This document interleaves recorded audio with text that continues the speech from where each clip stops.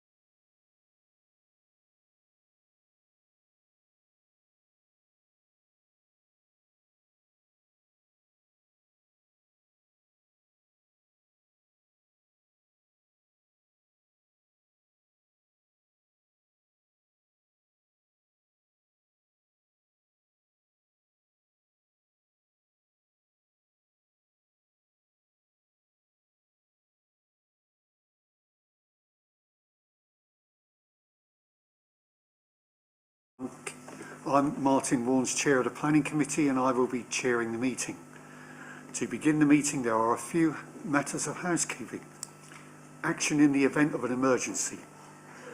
There are no practice alarms planned this evening, so if an alarm sounds, please evacuate the Town Hall by going down the main staircase or the back staircase to the High Street and then to the car park behind the Town Hall in St Runwald Street.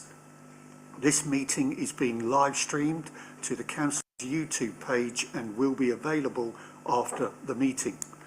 Please would speakers use microphones at all times and speak directly into the microphone, and would participants please mute the microphone when not speaking.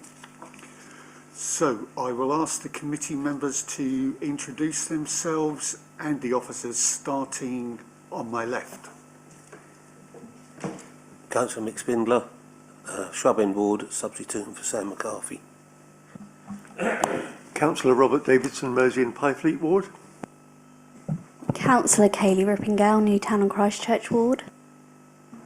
Councillor Catherine Spindler, Saints. Councillor Tracy Arnold, Stanway Ward. Councillor Mark Gocher, Castle Ward. Sam McLean, Newtown and Christchurch Ward. Councillor Jackie McLean, Mark Stanley Ward. Lee Tate, the Pretty Gate Ward. Councillor Carl Powling, Mersey and Pyfleet Ward. Daniel Bird, Planning Officer. Philip Morton, Planning Officer. Simon Cairns, Joint Head of Planning. Robert Carmichael, Democratic Services Officer. Thank you.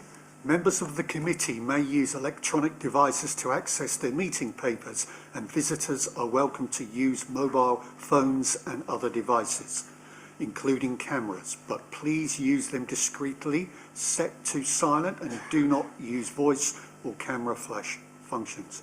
If necessary, we will break at 7:30 p.m. and every 90 minutes thereafter. There are toilets on every floor in the building and an induction loop in this room. Whilst determination of a planning application is not a quasi-judicial process, unlike certain licensing functions carried out by the local authority, it is a formal administrative process involving the application of national and local policies, reference to legislation and case law, as well as rules of procedure, rights of appeal, and an expectation that people will act reasonably and fairly. All involved in these decisions should remember that the possibility that an aggrieved party may seek judicial review or complain to the Ombudsman on grounds of maladministration or a breach of the authority's code. I have one substitute notified to me this evening, and that's Councillor Mick Spindler in the place of Sam McCarthy, who gives his apologies. Are there any other apology substitutions? I don't see any. So, item 3, declarations of interest. Councillors must publicly announce the number, whether the interest is disclosable pecuniary or any other registrable or non-registrable interest. Are there any declarations of interest? Councillor Tate. Yeah, I will be excusing myself from item 7.2 as I've been supporting the residents in opposition of that application. Thank you. Right, there being no other indications of interest. Item 4, there are no urgent items. Item 5, have your say. If anyone has a petition they wish to present to me on any of the items on the agenda this evening, please do so now. Item 6, the minutes of the meeting held on the 30th of January 2025 are before the committee for confirmation. Are there any points of accuracy that needs to be raised? I don't see any. Okay, so could I have a proposer and seconder to accept the minutes? I'm happy to propose, Chairman. Right, proposed Councillor Powling, seconded Councillor Tate. All those in favour? That's unanimous, Chair. Thank you. So we'll move on to the applications. Now we have item 7.1, which is planning items 242191 and 242192 relating to Grosvenor House, Station Road, Wivenhoe, and that is a change of use of upper floors and outbuilding from offices to 7 one-bed residential units and 1 basement office, along with minor alterations to the exterior of the building and internal applications. That's recommended for approval, subject to conditions and completion of a unilateral undertaking of section 106 of the Act. And we also have item 7.2, application number 242513, Lynchgate House, 145 Shrub End Road, Colchester. That's a proposed single-storey front extension and loft extension with roof lights. Recommended for approval. And we have got one visiting councillor that wishes to speak and 1 member of the public. Going back to item 7.1, we may, if the committee wishes, take this en bloc. So can I ask, are there any members of the committee that wishes this application to be debated? Councillor Smith. I was just concerned about parking, that was all. Right, so do you wish the application to be debated? Yes, if that's okay, please. Of course it is, right, no problem. In which case, I understand a member for the public, Robert Pomeroy, would wish to speak.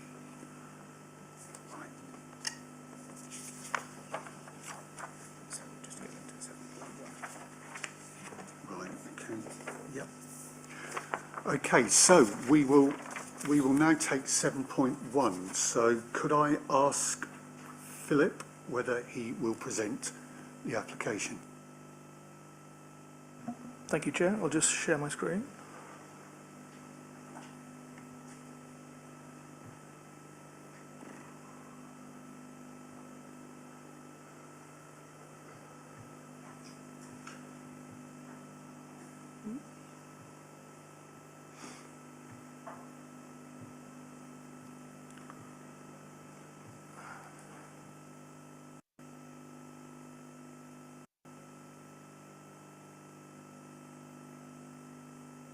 Thank you, Chair. Good evening, everybody. Item 7.1 is an application for planning permission for the change of use of the upper floors, the outbuilding, the existing office use of 7 residential dwellings and a basement office, and associated minor external and internal changes and associated listed building consent. This application is referred to the Planning Committee because the applicant is a spouse of an employee of the Council and has been called in by Councillor Sean Kelly with concerns raised about compliance with Wivenhoe Neighbourhood Plan Policy, Wivenhoe 19, parking and amenity provisions. There's been further reps from the Wivenhoe Society and the Town Council reiterating their objections due to lack of parking, occupying amenity space and compliance with the Wivenhoe Neighbourhood Plan Policy.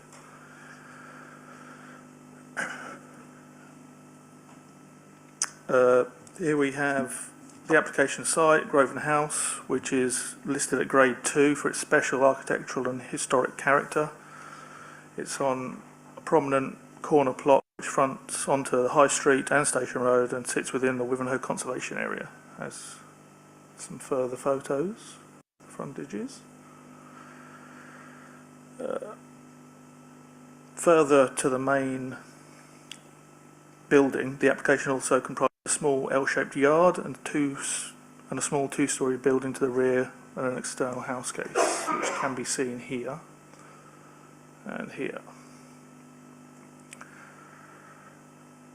This plan shows the existing internal layouts of the building, as is, with the commercial units on the ground floor, the basement storage area and the upper floors as currently unused office space. This is the 1B at the bottom of the picture, is where the outbuilding is proposed to be changed to a 1-bedroom flat, well, a 2-storey flat. This slide shows the proposed layout of the ground floor commercial use, which is to remain the same. And the basement office units, which are making use of the current storage space. This slide will show you the proposed layout of the 2 upper floors, which are to contain 6 1-bedroom flats.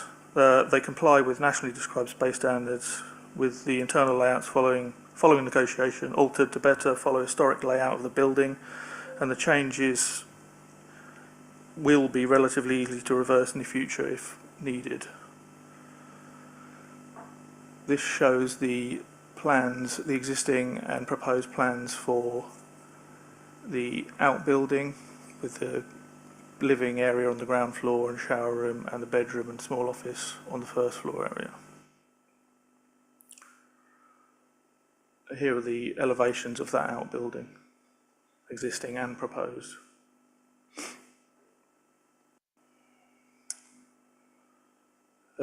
Here we show the existing courtyard on the left of the picture, which is obviously just an open, small, L-shaped courtyard, and to the right, showing the proposed layout of the courtyard with the provision for bin store and cycle storage.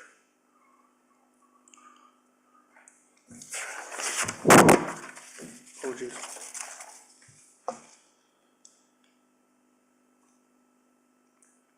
Is the further showing the layout of the outside space. Here is a 3D render of the proposed finished development. External changes to be controlled by condition follow the negotiated changes to the upper floors and the retention of the existing ground floor layout. The Heritage Officer considers the proposal acceptable on heritage grounds. With regard to occupier amenity and parking provision, the site is considered to be in a sustainable town centre location with excellent transport links, including train, local bus services, walking and cycling links to Colchester and the wider cycling network, and also a close proximity to public open spaces. Coupled with this is the fact that the 7 one-bed flats are considered to represent a size and type of dwelling that is acceptable to allow for no on-site amenity and parking provision to be provided. This is a map showing the proximity of the public open space, which is, as you can see, directly about 100 metres away, but obviously you walk round the corner, it's less than 5 minutes walk to King George Field. If I head back up to here,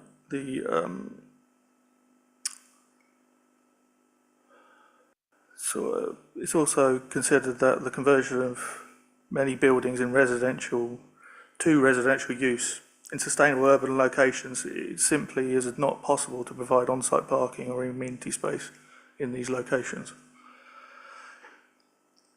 Concerns have been raised in reps with regard to compliance with the Wivenhoe Neighbourhood Plan policy, WIV 19, which sets out that it's required to be demonstrated for the conversion of existing commercial properties into residential properties. Specifically, concerns have been raised that there has not been adequate marketing in line with this policy. A marketing exercise has been undertaken, as is set out in the committee report. The adequacy of such is ultimately a matter of planning judgment. However, it is also considered appropriate to consider the changing context with regards to town centre uses, including government's update to the permitted development rights for the conversion of Class E properties, offices such as this, to residential accommodation. Although such permitted development rights don't apply to listed buildings, they are considered to demonstrate the changing landscape and government direction with regard to land uses in town centres, and is material to the weight to be afforded with 19. Notwithstanding this, the proposal is otherwise considered to meet wider policy aims with the retention of ground floor commercial units, provision of basement office space, the reversibility of the upper floor residential changes, and wider benefits to the vitality and viability of the conservation area and the best viable use of the listed building. The local plan must be read as a whole and the planning balance applied. In this case, the reuse of the partially vacant listed building, associate heritage benefits which secure the ongoing viable, sustainable use of the listed building,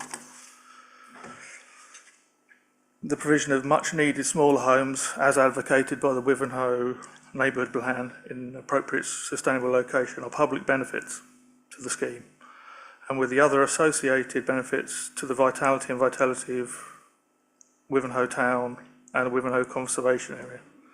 Therefore, the planning balance weighs in favour of the proposal.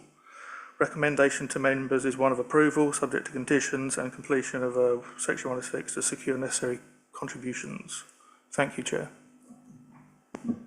Thank you. And now may I invite Robert Pomeroy to speak in support of the application. You have 3 minutes when you press the button and the red light comes on.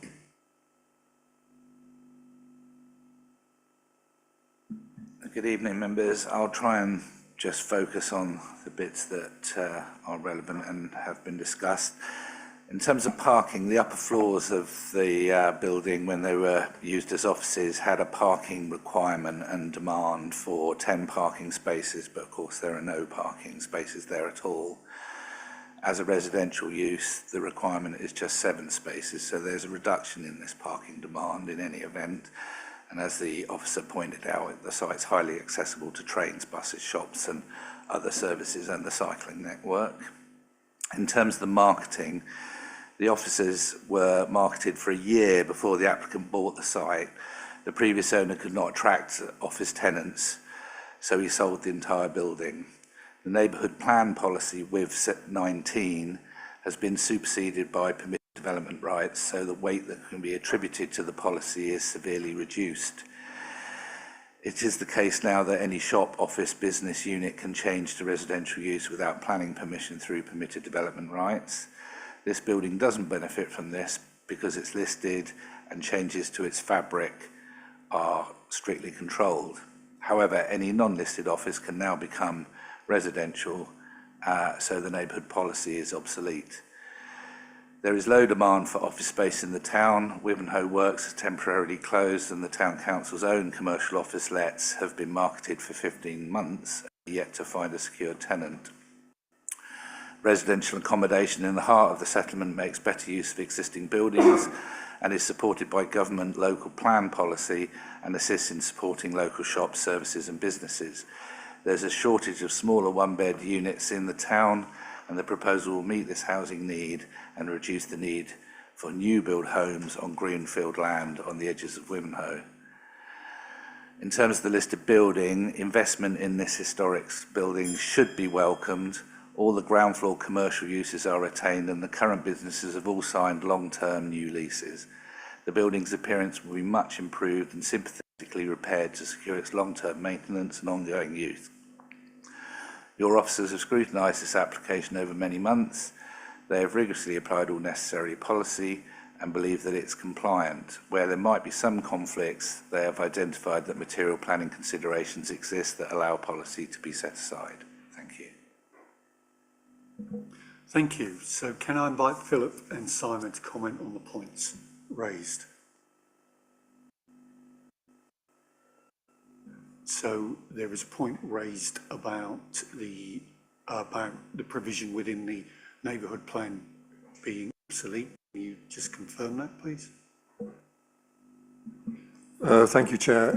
It is really a point that relates to the weight that can still be afforded to that policy, insofar as the General Permitted Development Order, as Mr Pomeroy identified, has now introduced a class known as Class MA, which allows Class E buildings, which would be offices included, to change its use to residential. In this instance, as has been explained, the only reason why that policy does not apply is because the building is listed. So if we look at the purposive omission of listed buildings from Class MA, it would seem logical to assume that the government's motivation was to protect listed buildings from pressure for unauthorised changes.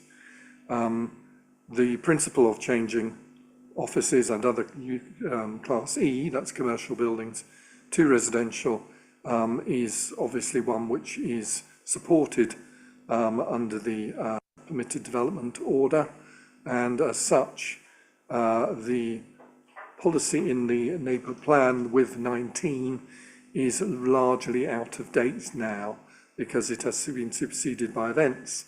In terms of members' concerns around parking, the deficit from the proposed mix of uses would be less than that which presently exists from the office use. And the ground floor and basement would remain, or would remain in office use or change to office use in case of the basement. So in terms of employment, there would still be a good offer from this building. And in terms of residential, as you've heard, taking our local plan as a whole, the provision of new small units within a town centre location, a highly accessible town centre location, that reuses a listed building sustainably would be something which would attract normally attract support in the planning balance. Thank you. Now, if you wish to speak, indicate to Councillor Spindler and we will call you in order, and before calling someone a second time, we'll give everyone the opportunity to speak for the first. So my first speaker is Councillor Davison. Thank you very much, Chairman. It's a characterful building, and more importantly, it's retaining the commercial use on the ground floor, so the local residents will continue to benefit from those businesses. I'm just really picking up on one point, and that is that it is a listed building, and bearing in mind we had problems in Queen Street with some windows. There is recommendation in here that if noise is unacceptable, that extra glazing will be needed. Now, obviously, internal glazing's fine, but we just need to make sure that they're not planning to change the shape of the windows. Thank you. Right, I don't appear to have any other speakers. Councillor Spindler. Yes, yeah, I agree with the building. It's wonderful that you've got some single bedrooms for residents to move into and a flat. Looking at the Google map, there is bins to the left at the moment that obviously belong to the businesses, and to me it looks like even if you had a bike shed, because if they had bikes, you would still have room for one parking space. I can't see how you can presume that every single person that moves into that place will not have a car, and anybody that visits them would not have a car.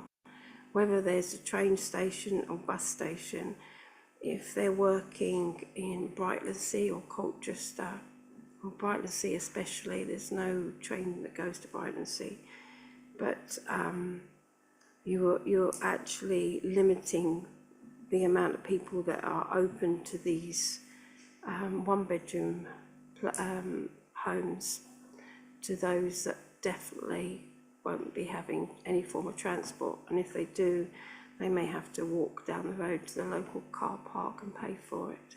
So I just think it would have been nicer if there was just the one parking space.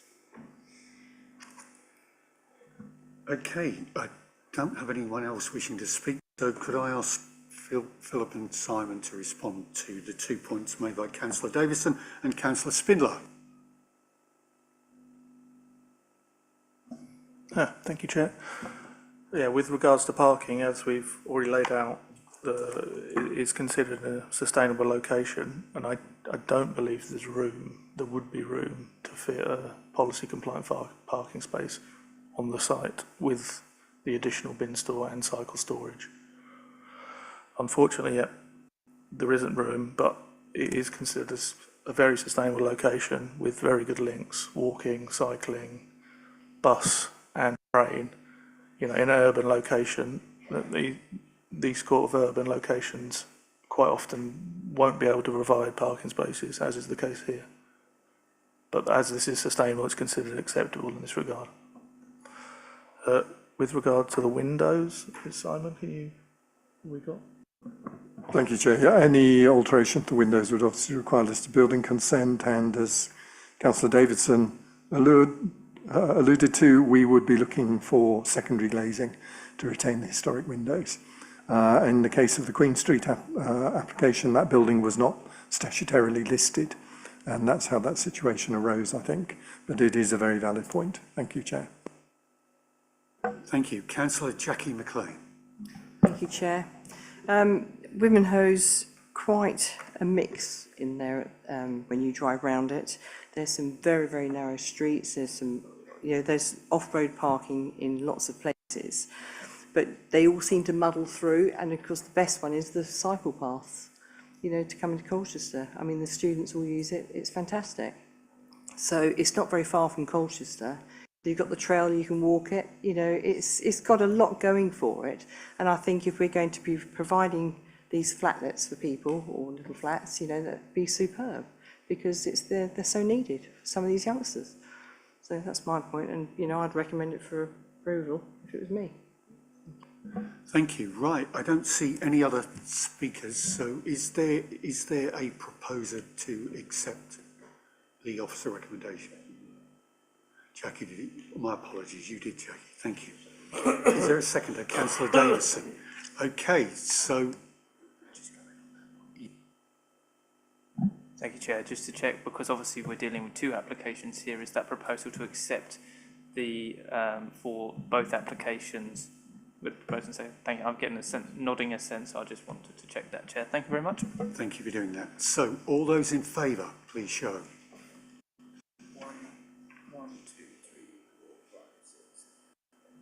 10. Anybody against? 1. Any abstentions? That's passed, thank you. So we'll move on to 7.2, and I will ask Daniel to present, please. Thank you, Chair. Just give me a chance to share the screen.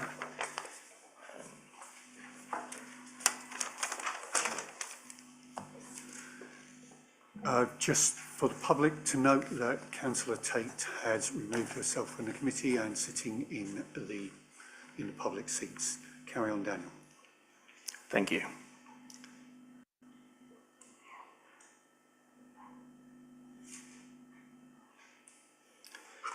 Good evening, members. Application, skipping ahead. Application 242513 relates to Lichgate House, number 145 Shrub End Road. This application seeks planning permission for a single-storey front extension and loft conversion with roof lights. The site is located to the north of Shrub End Road and is within the Prettygate ward. The existing use of the site is a care home.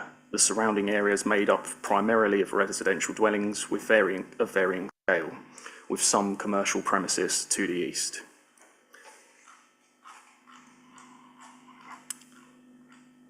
Here is a topographical survey of the site, which illustrates the level of mature boundary planting to the front and side of the plot.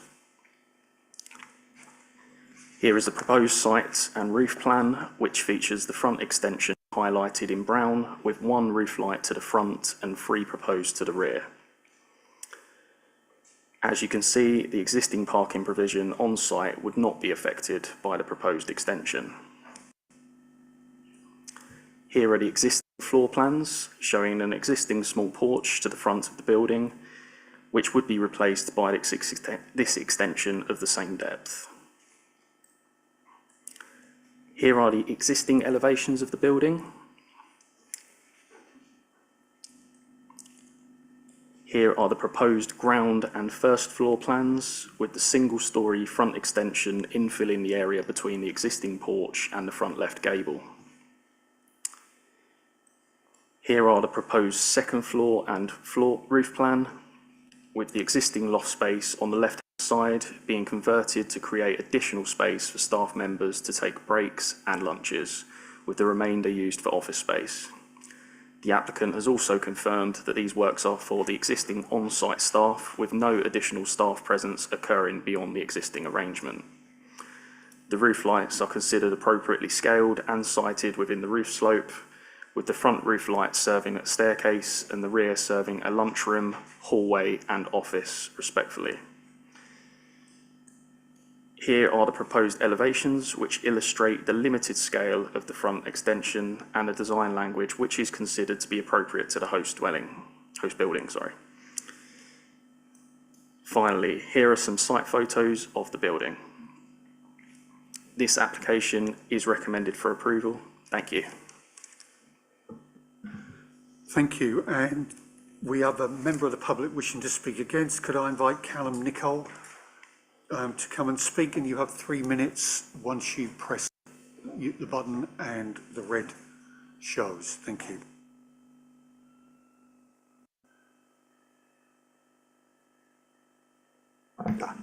Good evening. The local neighbours have 3 concerns. The first is trying to work out what is going to happen with this loft. The original application stated 2 offices and 1 staff meeting room. The council report has added a relaxation room.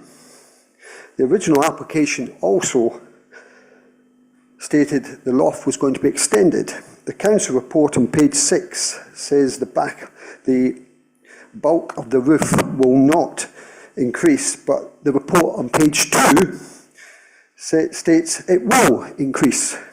We need attention to detail here, and there's some mistakes in the stuff that he's put up there. Also, this here is out of date, and I'll point out. The second concern is overdevelopment of the site. The rear garden is getting smaller. Over the last year, 3 outbuildings have been demolished and replaced with 3 much larger structures, which this doesn't show. The front area of the home is getting smaller too.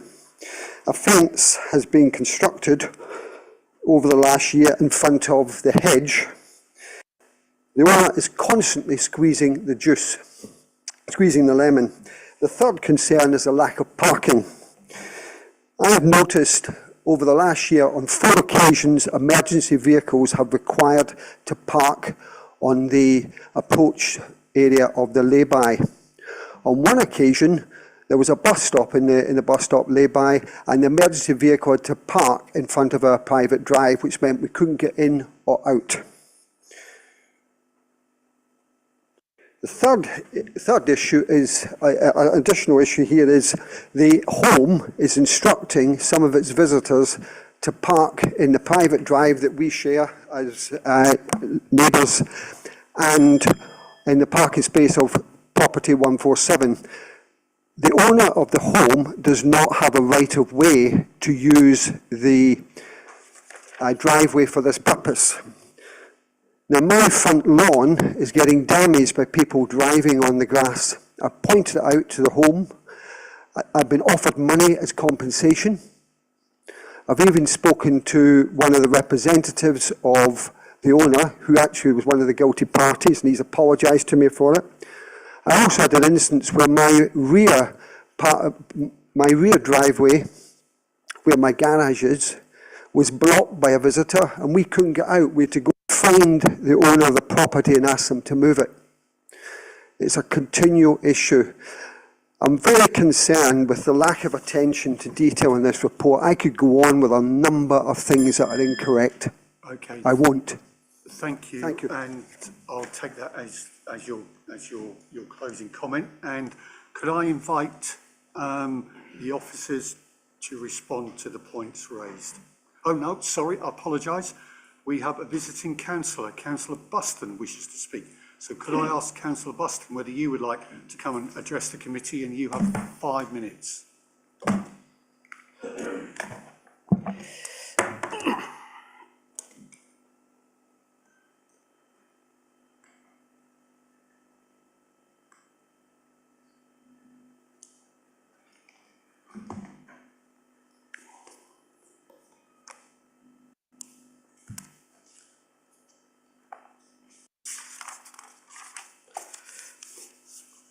Mr Chairman, members, thank you very much indeed for hearing me as Ward Councillor.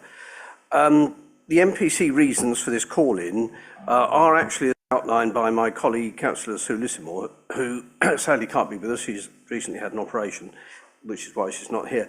They primarily revolve around overdevelopment. The application seems quite benign, doesn't it? Well, it's actually not, for reasons that I will briefly summarise.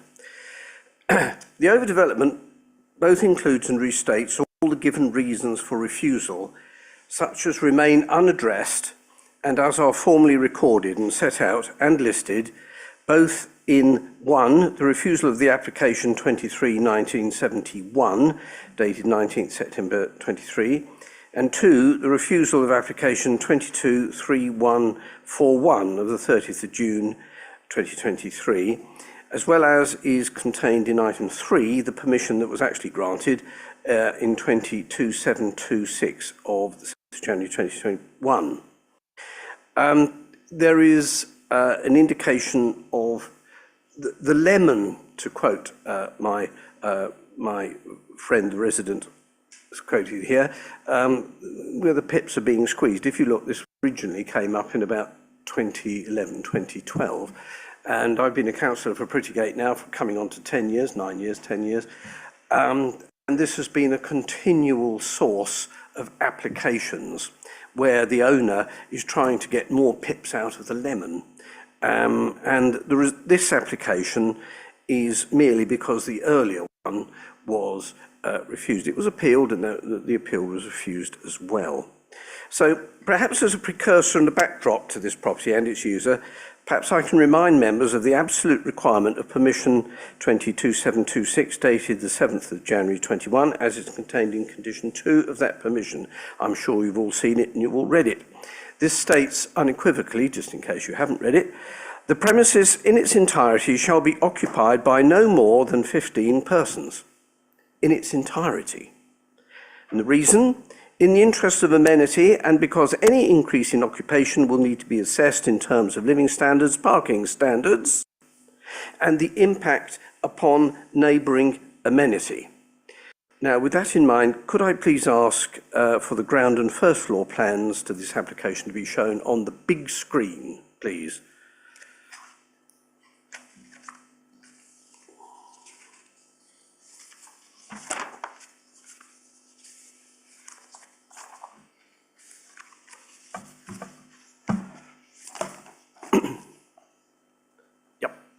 That sounds pretty good to me.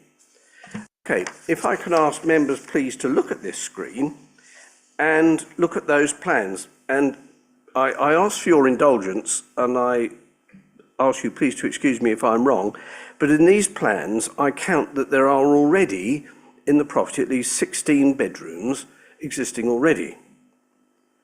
And you'll recall that the requirement of 22726 unequivocally states 15 in its entirety. In its entirety. That includes everybody. Anyway, let's move on. The last application refused, you'll note 23/1391, designed to create a loft conversion and other internal alterations to create 7 new rooms, which would be netted to 6 new rooms, was refused, stating again unequivocally in reason 1 for the refusal, and just in case you haven't read this, I'll read this out again. Ultimately, it is considered that proposed development would represent the overdevelopment of the site in increasing the number of bedrooms to the level proposed. The amount of additional communal space and circulation space required leads to a scale and form of extension which is contextually inappropriate given the constraints of the site as well as in design terms. Fine. Again, next, the penultimate application refusal, which just happened, 223141, in refusal reason 2, states exactly the same thing in its entirety. I won't read it again because it says exactly the same thing. Both of the above were noted to have failed SP7, DM15, as well as MPPF, as indeed does this application, and for exactly those reasons. Whereas I can quite understand why the applicant wishes to maximise the usage of the property and the return on his investment by getting as many folk in there as possible, as has already been seen by the serial number of applications and refusals, including on appeal, which was refused by the inspector. The planning authority has already appropriately conditioned the property to restrict and curtail any further development, including as is proposed here, including in order to minimise unnecessary impact upon neighbours. Residents thus ask the committee to refuse on the same ground upon which refusal has been based before, and to restate and enforce the position expressed in 22726, again as clearly a further consideration of the restrictions contained in this are required. Thank you, Councillor Buston. Chairman. So I will now invite the officers to respond to the points raised. Philip, if you could lead. It's me. Daniel, sorry, if you could lead. No problem, thank you, Chair. In terms of the roof, the loft conversion as outlined, I've just checked through the report. I can't see any discrepancies in terms of enlargement of the roof. In fact, I've been overly clear to make sure that residents are aware that there is no expansion to the roof space. It is the conversion of the existing space only. The only change would be the provision of the roof lights in that roof space. So just to clarify that, just to further on that point as well, in terms of the use of that roof space, there is condition 4 on the permission, should members grant this consent, which does control the use of that simply to be for staff members only, and it explicitly outlines that there would be no use of additional rooms, so you couldn't have any further provision of care rooms, essentially. It would literally be for that, and obviously we would then have control over that. In terms of overdevelopment, I've seen, as I've shown you on the elevations, I completely disagree that this is any form of overdevelopment. As you can see, it's a real minor addition to the frontage.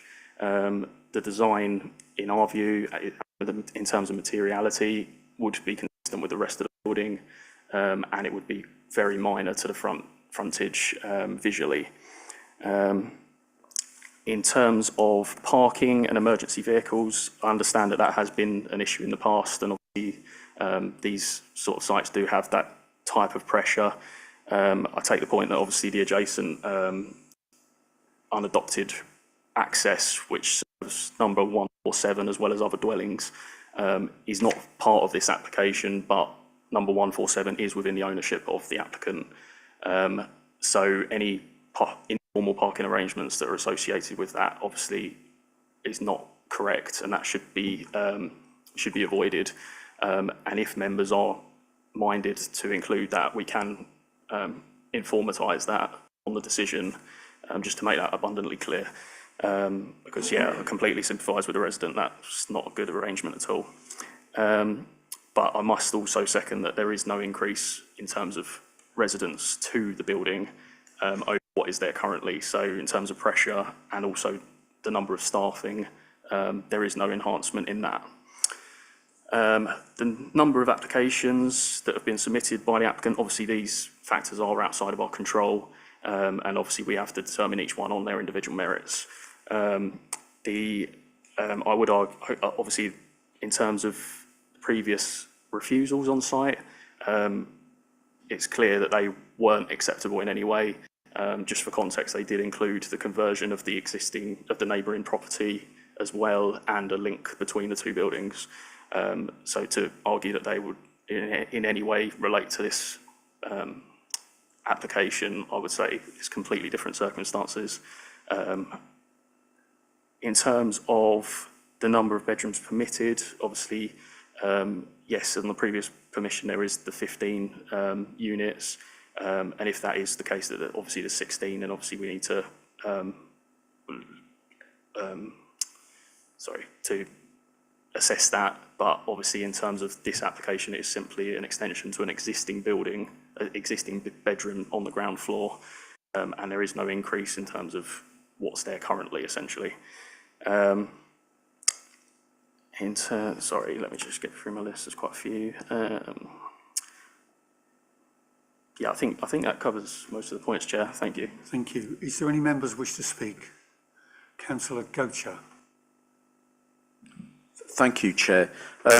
Listening to the comments, it seems to be that there's a lot of concern about existing perceived problems. So it does seem to me that if there are more bedrooms than have been previously allowed, then that's feeding into why people are concerned about this particular application, and that needs to be looked into, definitely. And also, can officers maybe just confirm clearly that if there are existing issues with visitors parking in the wrong place or driving across people's lawns, that we're not allowed to determine this particular application on those kind of concerns. And if officers could just confirm that, that would get clear in my mind, and maybe people who are watching at home. In terms of the application, I think that the key thing is that this doesn't seem to be increasing either the number of residents in the home or the number of staff. It's simply about providing certain facilities for the existing staff. And are we going to be monitoring that to make sure that there's not anything that is going to then happen that is outside of the scope of the application in front of us, which may be what's concerning people, maybe not, but are we going to be keeping an eye on that, basically. But I think the key thing is that, from what I can see, it's not actually increasing the volume of people in that building. Thank you. Thank you. I can't see anyone else wishing to speak. Councillor Davison. Thank you, Chairman. It's certainly causing grief to the neighbouring house, doesn't it, at the moment with the parking or abuse of parking. I do notice from the diagram on the front that actually there's more green space at the front of this property, the 145, and I just wonder whether in fact we could ask for extra parking to eliminate the abuse of the neighbour on 147.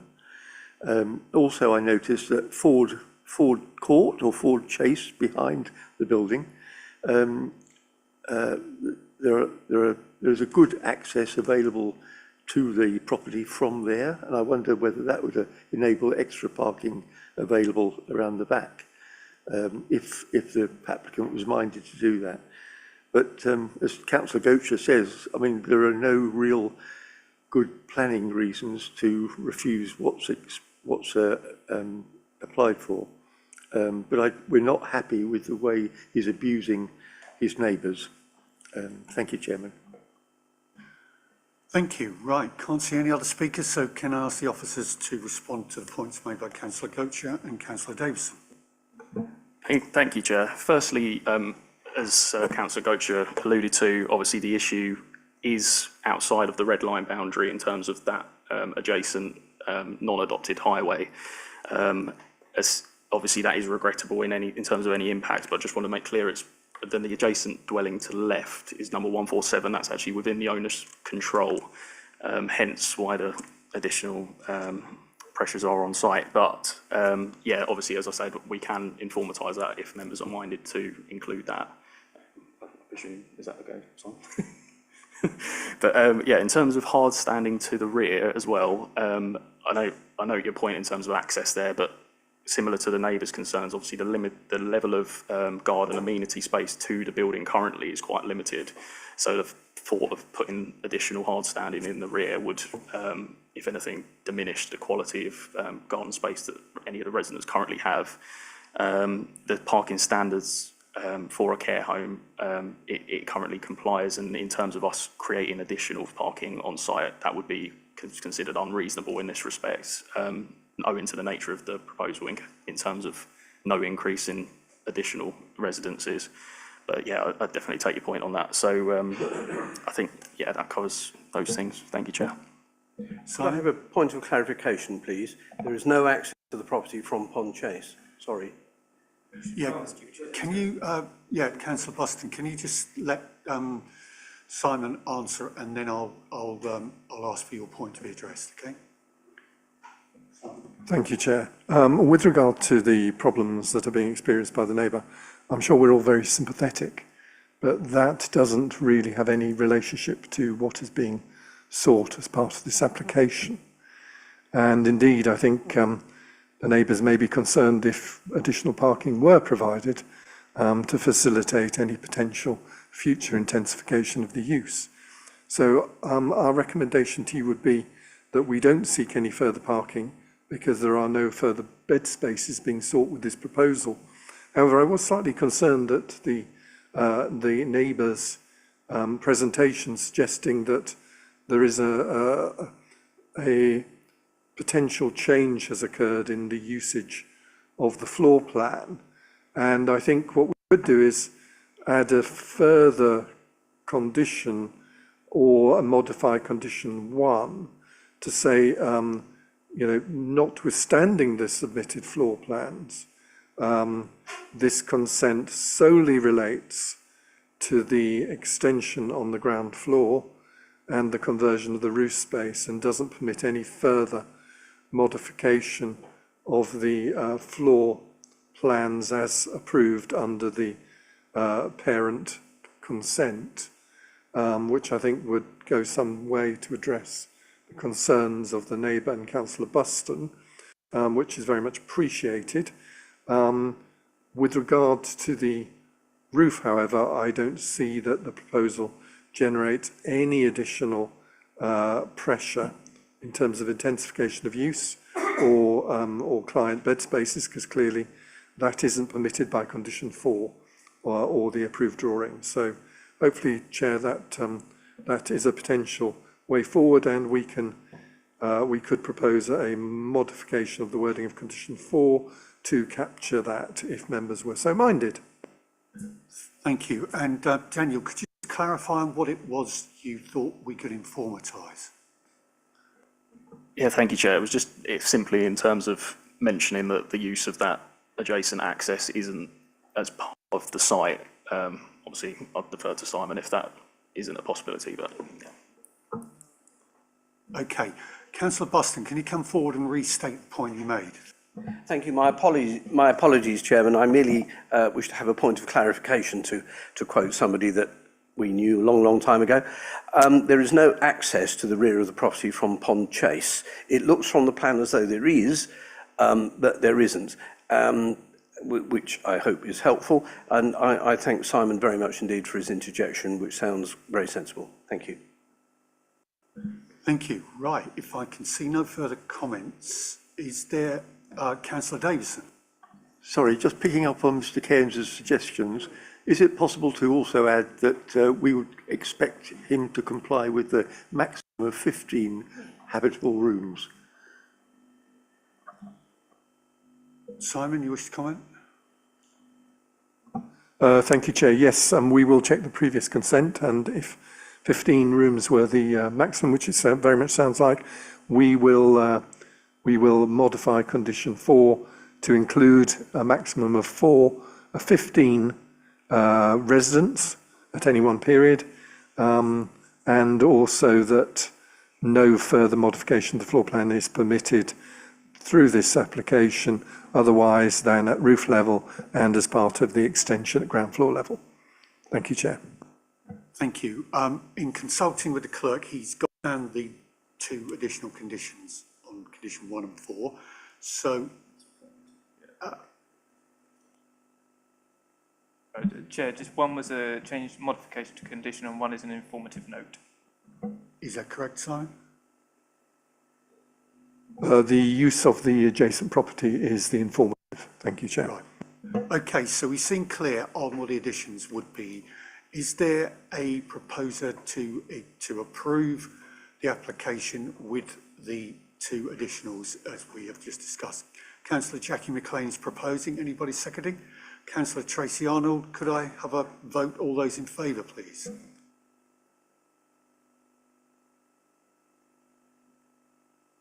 Eight. Anybody against? Any abstentions? 1, 2. I'm missing someone. Oh no, Councillor Tate is out. Yeah, so that's, yeah. Okay, thank you. So if you could just reiterate what that vote was. Chair, so it was 8 votes for, 0 against and 2 abstentions. Thank you. And to note for the public that Councillor Tate was not taking part in the debate. So that therefore means that with the additional condition and the informative, that application is passed, and that therefore concludes the business of the night. So may I thank you all for attending.